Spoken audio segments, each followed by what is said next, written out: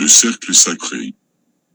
Vous avez remarqué que toute chose faite par un Indien est dans un cercle. Il en est ainsi parce que le pouvoir de l'univers agit selon des cercles et que toute chose tend à être ronde.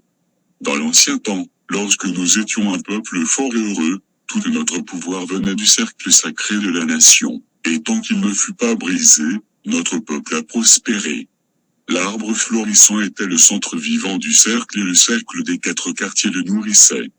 L'Est donnait la paix et la lumière, le Sud donnait la chaleur, l'Ouest donnait la pluie et le Nord, par ses vents froids et puissants, donnait force et endurance.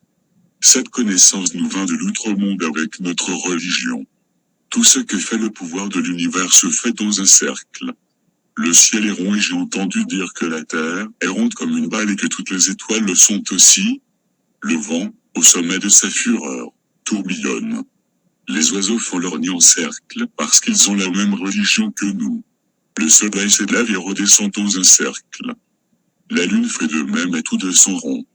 Même les saisons forment un grand cercle dans leur changement et reviennent toujours où elles étaient. La vie de l'homme est dans un cercle de l'enfance jusqu'à l'enfance, et ainsi en est-il pour chaque chose où le pouvoir se meut.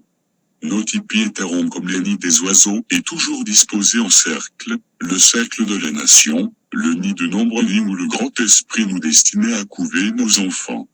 Black Elk, cité dans Pieds nus sur la terre sacrée.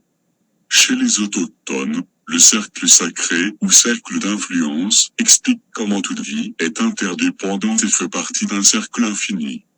Pour nous aider à en saisir l'essence, nous avons fait appel à une œuvre d'un artiste de Québec, Ghislain Bédard, Le mandala à toutes mes relations, 2010, inspiré de la spiritualité et de la culture autochtone. La spiritualité amérindienne est un trésor de sagesse.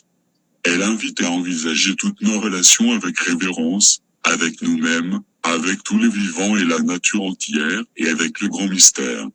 Elle propose le respect de la terre, qui nous a vu naître et continue à nous donner généreusement nourriture, beauté et paix, et du cosmos, source de sagesse, qui suscite l'émerveillement et nous enseigne l'humilité et l'interdépendance de tous les êtres.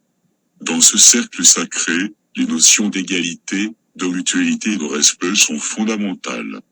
Voici quelques éléments qui composent ce mandala. Symbole puissant central apparaît la tortue, qui représente la terre-mère, dimension féminine, la mère de tous les humains. Ceux-ci sont nés en son sein, sont nourris par elle et y retournent à leur mort.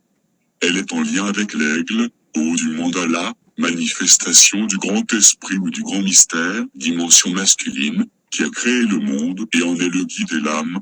Symbole plus ensuite, on peut voir le cycle du jour et des astres, soleil et lune, qui rythment les activités. Il est entouré d'un motif inspiré du vent plume, cette ceinture ou corde utilisée par les Amérindiens comme objet rituel ou religieux, qui montre le caractère sacré de toute chose. Symbole plus puis vient le cercle des vivants, y défilent l'homme et la femme, les animaux et les plantes, les 3 sœurs, courge, maïs et haricots, et la canneberge. Ils font partie du même cercle, ils sont tous égaux. Symbole plus le dernier cercle illustre le cycle des saisons, dont les branches des diverses essences d'arbres marquent l'évolution dans l'année. Elles représentent aussi les étapes de la vie humaine, enfance, maturité, vieillesse et passage vers un autre monde.